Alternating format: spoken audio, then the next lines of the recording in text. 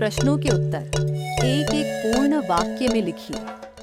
एथ, कवि किसे प्रणाम कर रहे हैं? कवि भारत माता मातृभूमि को प्रणाम कर रहे हैं। 2. भारत के खेत कैसे हैं? भारत के खेत हरे भरे और सुहाने हैं। 3. कवि भारत माँ से क्या प्रार्थना कर रहे हैं? कवि भारत माँ से जग का रूप बदलने की प्रार्थना कर रहे हैं। 4. प्रेमचंद जी का जी क्यों ललचाया? दुकान में सजे रंगदार गुलाबी सेब देखकर प्रेमचंद जी का जी ललचाया। 5. गाजर को मेज पर स्थान क्यों मिला है? गाजर में बहुत विटामिन होने के कारण गाजर को मेज पर स्थान मिला है। 6. टोमेटो किसका आवश्यक अंग बन गया है? टोमेटो भोजन का आवश्यक अंग बन गया है। 7. गिलहरी गर्मी के दिनों में कहाँ लेट जाती थी? गिलहरी गर्मी के दिनों में सुराही पर लेट जाती थी। 8. अभिनव मनुष्य विजयी बनकर कहाँ आसीन है? अभिनव मनुष्य विजयी बनकर प्रकृति पर आसीन है। 9. आज की दुनिया कैसी है? आज की दुनिया विचित्र और नवीन है। 10. पवन का ताप किसके हुक्म पर चढ़ता उतरता है? पवन का ताप मानव के हुक्म पर चढ़ता उतरता है। 11. आज मनुष्य का यान कहाँ जा रहा है? आज मनुष्य का यान गगन में जा रहा है। 12. परमाणु किसे देखकर कांपते हैं? परमाणु मनुष्य के करों को देखकर कांपते हैं। 13. कलाम और जलालुद्दीन किस विषय पर बात करते थे? कलाम और जलालुद्दीन आध्यात्मिक विषयों पर बात करते थे। 14. बसंत और प्रताप किसके घर में रहते थे? बसंत और प्रताप भीखू अहीर के घर में रहते थे। 15. इंटरनेट क्रांति का असर किस पर पड़ा है? इंटरनेट क्रांति का असर बड़े बूढ़ों से लेकर छोटे बच्चों तक सब पर पड़ा है। 16. इंटरनेट बैंकिंग से क्या लाभ है? दुनिया में किसी भी जगह चाहे जितनी रकम भेजी जा सकती है, खरीदारी कर सकते हैं, बिल भर सकते हैं। 17. परसाई जी को सम्मेलन में क्यों बुलाया गया था? परसाई जी को सम्मेलन का उद्घाटन करने के लिए बुलाया गया था। 18. लेखक परसाई जी को कहाँ ठहराया गया था? लेखक परसाई जी को होटल के एक बड़े कमरे में ठहराया गया था। 19. लेखक पहनने के कपड़े सिरहाने दबाकर क्यों सोए? लेखक चोरी हो जाने के डर से पहनने कपड़े सिरहाने दबाकर सोए। 20. स्वागत समिति के मंत्री किसको डांटने लगे? स्वागत समिति के मंत्री कार्यकर्ताओं को डांटने लगे। 21. सिंगफो आदिवासी कहाँ के निवासी थे? सिंगफो आदिवासी पूर्वोत्तर भारत के निवासी थे। 22. किंद्रू लालिम और किंचा लालीदाम जंगल की ओर क्यों चल पड़े? दोनों दोस्त जंगल की ओर क्यों चल पड़े? किंद्रू लालिम और किंचा लालीदाम मकान बनाने के बारे में पशुओं से पूछताछ के लिए जंगल की ओर चल पड़े। समय की पहचान। कविता में कवि ने किस पर विश्वास करने को कहा है? समय की पहचान कविता में कवि ने आत्म पर विश्वास करने को कहा है। 24. कवि के अनुसार बहाने बनाने का कारण लिखिए। कवि के अनुसार बहाने बनाने का कारण आलस्य है। 25. साधुराम कहाँ काम करता था? साधुराम धीरज सक्सेना के घर में काम करता था। 26. एवरेस्ट पर चढ़ने वाली प्रथम भारतीय महिला कौन है? एवरेस्ट पर चढ़ने वाली प्रथम भारतीय महिला बचेंद्री पाल है।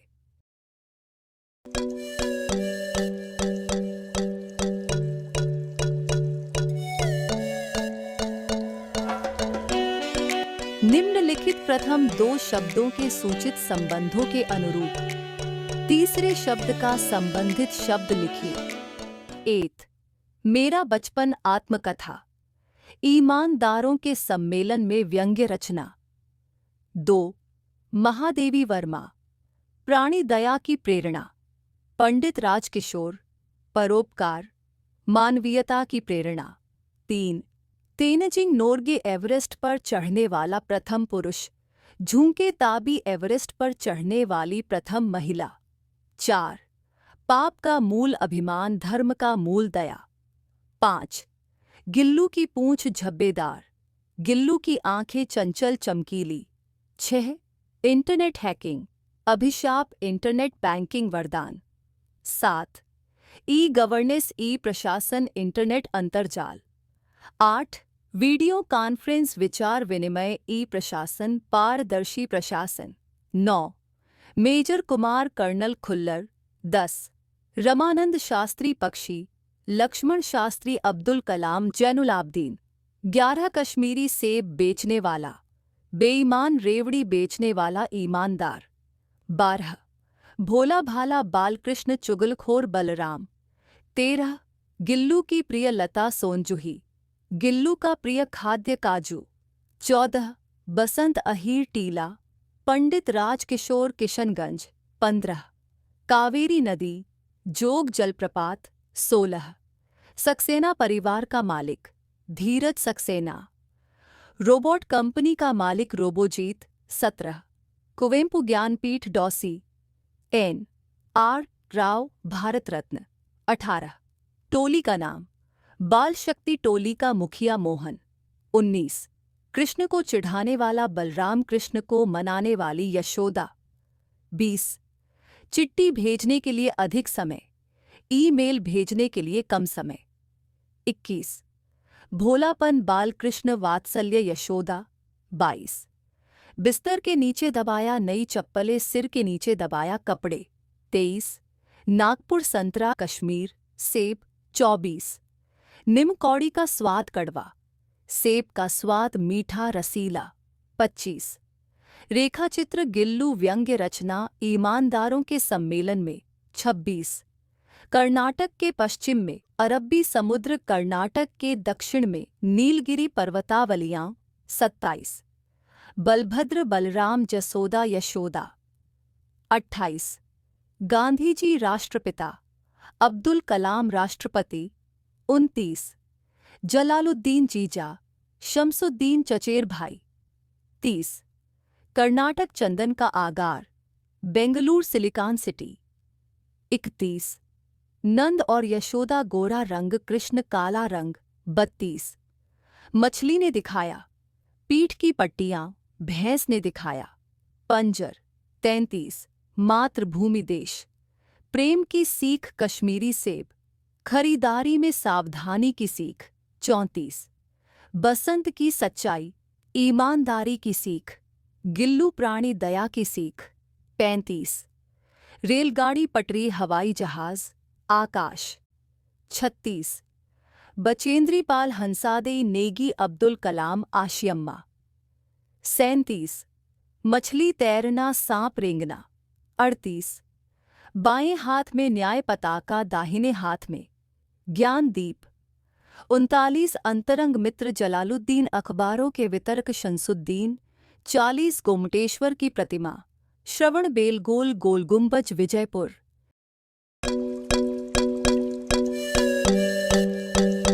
निम्नलिखित प्रश्नों के उत्तर 2-3 वाक्यों में लिखिए।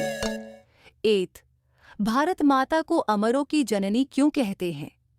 भारत माता ने गांधी, बुद्ध और राम जैसे महान व्यक्तियों को जन्म दिया है, इसलिए भारत माता को अमरों की जननी कहते हैं। 2. मातृभूमि के प्रकृति सौंदर्य का वर्णन कीजिए। मातृभूमि के खेत हरे भरे सुहाने हैं, वन उपवन फल फूलों से भरे हैं। मातृभूमि के अंदर अपार खनिज संपदा है। 3. भारत माता का स्वरूप कैसे सुशोभित है? भारत माँ के एक हाथ में न्याय पताका है, दूसरे हाथ में ज्ञान दीप है, मुक्त हस्त से सुख संपत्ति बांट रही है। 4. भारत माँ से कवि क्या प्रार्थना कर रहे हैं? भारत माँ से कवि जग के रूप को बदलने की प्रार्थना कर रहे हैं। वे कहते हैं कि भारत माँ के साथ कोटि कोटि लोग हैं। भारत के सभी नगर ग्राम में जय हिंद के नाद से गूंज उठेगा। 5. मातृभूमि कविता का आशय क्या है? भारत माता की विशेषता को बताना, देश प्रेम की भावना जगाना और यहाँ के महान विभूतियों का स्मरण कराना ही इस कविता का आशय है। 6. अभिनव मनुष्य कविता का आशय स्पष्ट कीजिए। दिनकर जी के अनुसार मानव का सही परिचय क्या है? दिनकर जी का संदेश क्या है? मानव मानव से प्रेम का रिश्ता जोड़ना, स्वयं को पहचानना, बुद्धि पर चैतन्य उर की जीत होना, वही मानव है जो स्नेह, मानवीयता, भाईचारे के साथ रहता है। 7. आधुनिक मानव की भौतिक साधना का वर्णन कीजिए। या प्रकृति पर सर्वत्र है, विजयी पुरुष आसीन।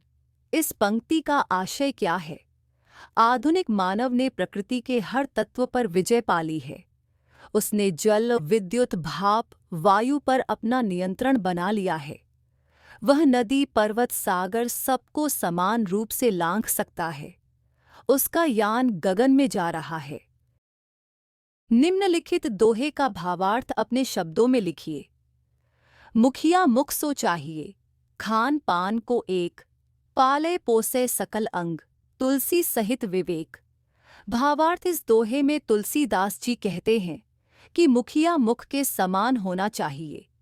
मुंह जो भी खाता पीता है, उससे शरीर के सभी अंगों का पालन पोषण करता है।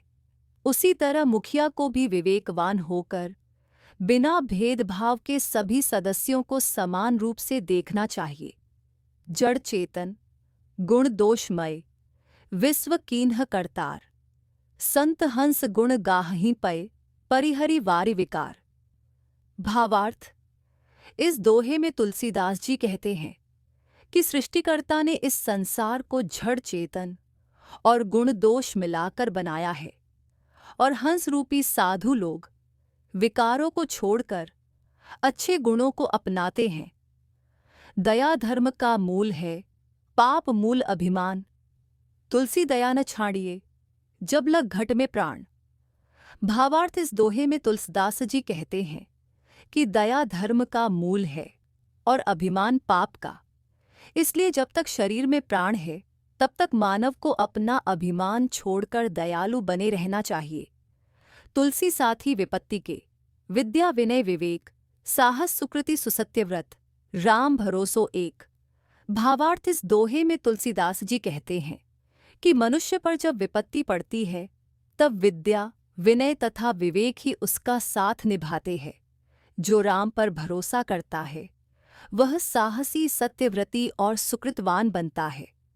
राम नाम मणिदीप धरु, जीह देहरी द्वार, तुलसी भीतर बाहिरौ, जो चाहसी उजियार।